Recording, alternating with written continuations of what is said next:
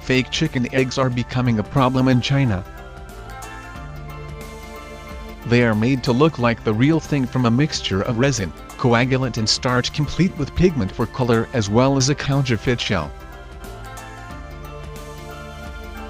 One person can make approximately 1,500 of them per day.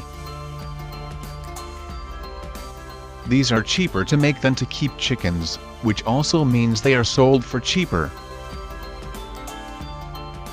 People get fooled into buying these cheaper eggs.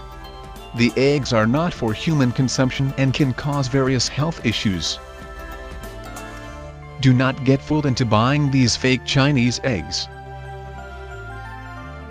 Thanks for watching.